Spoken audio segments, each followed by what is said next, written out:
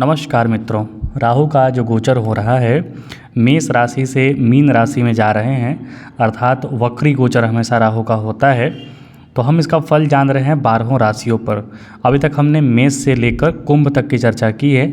आज हम अंतिम राशि मीन राशि यानी जिस पर राहु स्वयं गोचर करने जा रहे हैं उसी राशि के बारे में चर्चा करेंगे और जानेंगे कि मीन राशि के लिए कैसा फल होगा। मीन राशि कालपुरुष की 12वीं राशि होती है, अंतिम मतलब अकाट सत्य मोक्ष, आपका जो डीप मेडिटेशन होता है उसका भी होता है और शरीर का क्षय का भी होता है।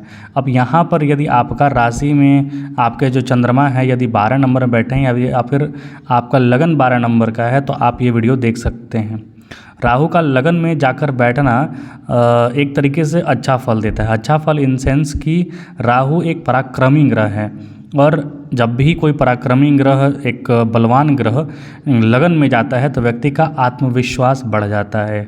लेकिन इसके दो कॉइन्स हो सकते हैं। आत्मविश्वास दूसरे तरीके का भी हो सकता है जिसे अति आत्मविश्वास कहते हैं और लोग गलत निर्णय ले सकते हैं। और एक आत्मविश्वास जो होता है वो ज्ञान से परिपूर्ण होता है, तो आपको पता होता है आप क्या कर रहे हैं। यदि आपका दशा आपको सपोर्ट कर रहा है तो मानिए कि आपको ज्ञान वाला आत्मविश्वास प्राप्त होगा। यदि दशा सपोर्ट नहीं कर रहा है तो ऐसी हवाई आत्मविश्वास लेकर आप कुछ कार्य नहीं कर सकते हैं, वो आपको डुबा सकता है। तो अपना जो कुंडली खोलिए और उसमें देखिए कि दशा कौन सा चल रहा है और उसके बाद राहु के गोचर का फल मिलाइए। आइए हम जानते हैं। पहला चीज़ जानिए, मन में नकारात्मकता भर सकता है। राहु लगन में बैठा है तो आपको थोड़ा मन में नकारात्मकता भर सकता है। बगल के वातावरण से आपको कष्ट हो सकता है। वातावरण से आप अलग हटना चाहते हो, सामाजिक चीज़ों से आप अलग हटकर एकदम अपने मन में एकांत की भावना आ सकती हैं। लेकिन यहाँ पर आपको अच्छा चीज़ भी मिलेगा। अच्छा चीज़ ये कि यदि आप अध्यात्म से जुड़े हैं तो आपके लिए अच्छा है, क्योंकि लगन में बैठे राहु आपके पंचम भाव, आपके सप्तम भाव और आपके नवम भाव, ये तीनों भाव को भी एक्टिवेट करेंगे। तो पंचम और नवम जो होता है वो आध्यात्म का होता है, ज्ञान का होता है, वैराग्य का होता है। तो वहाँ पर वैराग्य ना भी हो, क्योंकि लगन में बैठकर सप्तम को देखेंगे तो जिसका विवाह नहीं हुआ है उसका विवाह भी कराएंगे ये। तो यदि वैराग्य ना भी हो तो कम से कम ज्ञान की ओर आपको लेकर चलेंगे और आप अपने ज्ञान को अपने कुल के अनुसार, अपने गुरुओं के अनुसार, परंपरा के अनुसार लेके आगे बढ़िएगा तो आपको ज़्यादा फायदा होगा। लगन में बैठे राहु आपको किसी मित्र के सहयोग से रोजगार में अवसर दिला सकते हैं। जीवन साथी का साथ मिलेगा और यहाँ पर यह भी है कि जीवन साथी और अपने संतान दोनों के स्वास्थ्य का भी आपको ध्यान रखना है। यदि कुंडली में आपका दशा फेवरेबल नहीं चल रहा है तो इन दोनों में से किसी के स्वास्थ्य पर थोड़ा गंभीर असर पड़ सकता है और या फिर आपके खुद के स्वास्थ्य पर भी थोड़ी असर पड़ सकती है। तो ये अपनी कुंडली में ज़रूर मिलाइए कि दशा भी सपोर्टिव है कि नहीं। अब यदि हम दूसरे ग्रंथों से चर्चा करें तो लगन में राहु का जो भ्रमण होता है वो सुखद परिवर्तन लाता है। बड़े बड़े व्यवसाय की योजना बनती है। वृत्ति यानी आपका चित्त यानी आपका व्यवहार जो है वो गांभीर्यपूर्ण हो जाता है। आप गंभीर हो जाते हैं। लोग एक तरीके से होता है ना कि आप अपने मन से अपने लिए क्या सोचते हैं, अपने लिए क्या देखते हैं, उसका सामाजिक परिवेश से कोई मतलब नहीं होता है। मतलब समझिए कि आप अपने लिए सोचते हैं कि नहीं हम बहुत कमज़ोर हैं, हमारे पास पैसा नहीं है, लेकिन वहीं उलट यदि आप समाज में बाहर निकलते हैं तो लोग आपको समझ सकते हैं कि इसके पास पैसा है, ये बड़ा ज्ञानवान है। तो ये एक तरीके का ऑरा क्रिएट होता है।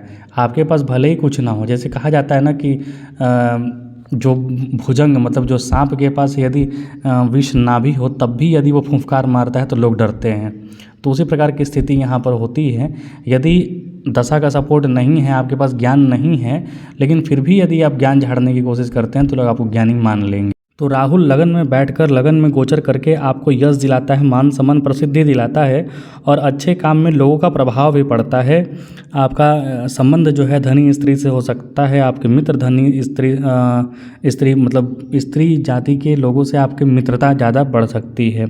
मतलब ये समझिए कि यदि आप पुरुष हैं तो महिला से और महिला हैं तो पुरुष से।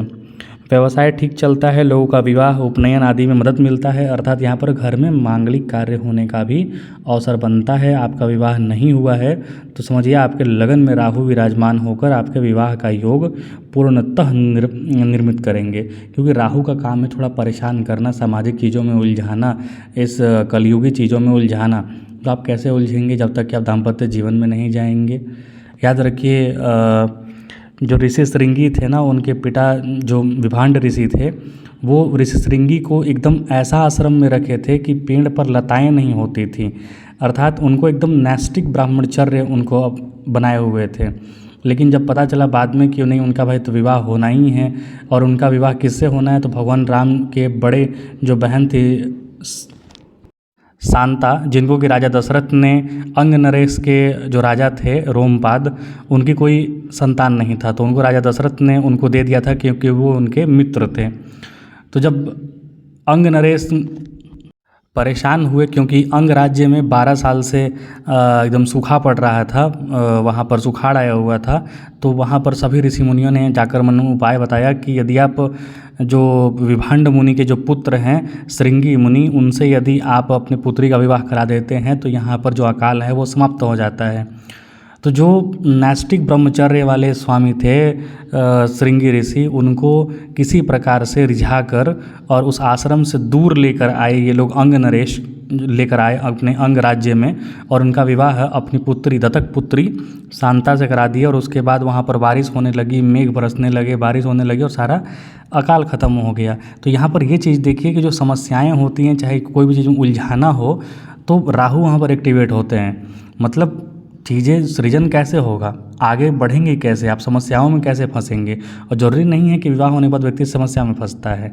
यहाँ पर गुरु का सपोर्ट मिल गया तो व्यक्ति का जीवन जो होता है ना, दाम्पत्य जीवन जो होता है वो काफ़ी प्रसन्नतापूर्वक बीतता है और अच्छे से बीतता है। शुक्र का अगर साथ मिल गया तो ऐश्वर्य के साथ बीतता है। दोनों पति पत्नी काफ़ी नाम प्रसिद्धि कमाते हैं।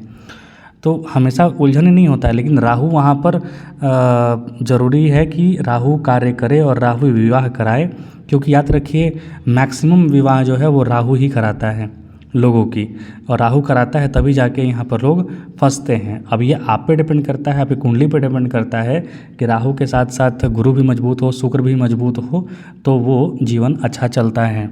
राहु यहाँ पर लगन में बैठे हैं और यदि खराब दशा चल रहा है तो मन अशांत हो जाता है, विक्षिप्त सा वातावरण, विक्षिप्त सा व्यवहार करने लगता है व्यक्ति, मतलब पागल की तरह हरकत करने लगता है, काम में असफलता मिलती है, स्मरण शक्ति उसका क्षीण हो जाता है, और साथ ही साथ वो थोड़े से संकट मिले उसमें भी वो व्यक्ति घबराने लगता है, मन दुर्बल हो जाता है, मस्तिष्क भ्रमित हो जाता है, पेट में दर्द, पित्त विकार, कुछ न कुछ नया काम जरूर होता है, चाहे वो खराब हो चाहे बढ़िया हो। तो इस तरीके की स्थिति राहु बनाते हैं जब भी लगन में गोचर करते हैं। याद रखिए राहु को जो 3 दृष्टियां दी गई है ना, वो गुरु के समान दी गई हैं, अर्थात गुरु जो हैं जहां दृष्टियां डालते हैं वहां शुभता लेकर आते हैं, और राहु जहां दृष्टियां डालता है उस क्षेत्र से संबंधित आपको कलयुगी माया में बझाएगा, कलयुगी में आपको भौतिकता देगा। यही राहु और गुरु में फ़र्क है। गुरु जो है आपको सांसारिक चीज़ों को देखते हुए आपको मोक्ष की ओर लेकर जाएंगे, सत्य की ओर लेकर जाएंगे, लेकिन राहु जो है वो आपको सांसारिक चीज़ों को देकर सांसारिक चीज़ों में ही उलझा देता है।